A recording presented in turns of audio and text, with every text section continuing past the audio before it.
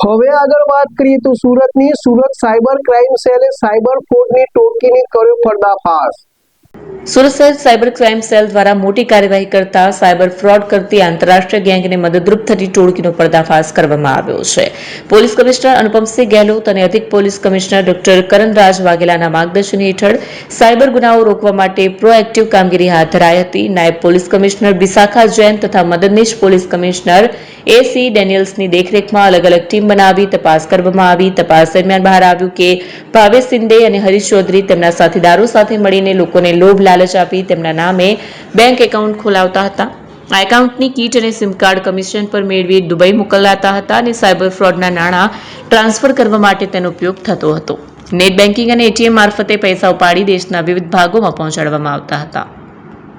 Operation new land की कामगिरी के दरमियान हमें एक बातमी मिली, जिसके बेसिस पे हमने परसों एक रेड की। उस रेड में हमने एक आरोपी को अरेस्ट किया जिसका नाम है भावेश शिंदे।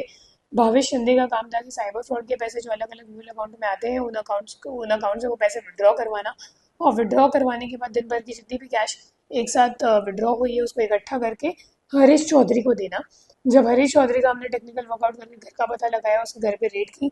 उसके घर पे रेड करने पे वो तो नहीं मिला, लेकिन उसके रूम को जब हमने सर्च किया तो हमें 18.5 लाख रुपए cash counting machine, 40 SIM card और 35 बैंक अकाउंट की डिटेल्स मिली। उन 35 बैंक अकाउंट की डिटेल्स को जब हमने एनसीआरबी पोर्टल पर देखा है तो 47 करोड़ 44 लाख के फ्रॉड, कुल 56 फरियाद उसमें दाखिल हुए हुए हैं।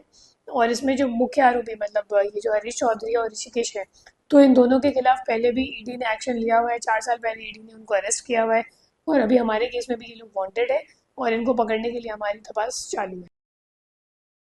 એકમાત્ર શોરૂમ પ્રાંતિજ ખાતે આવેલ છે।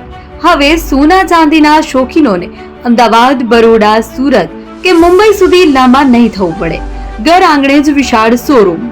ગોલ્ડ, સિલ્વર, એન્ટિક, ડાયમંડ ખરીદવા માટે વિશ્વાસપાત્ર શોરૂમ એટલે એપી જ્વેલર્સ। સુવર્ણ દીપોત્સવ તથા 60 વર્ષની ઉજવણી નિમિત્તે દાગીનાની ગળામણ પર ભારી છૂટ।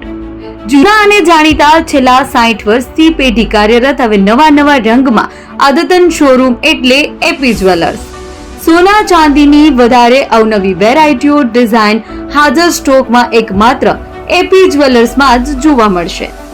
મંગળસૂત્ર, બ્રેસલેટ, બંગડી, એન્ટિક સેટ, પાટલા, વીટી સહિતની અવનવી હાજર ડિઝાઇન સાથે સેટ તથા ઓર્ડર ઉપર બનાવી આપવામાં આવશે।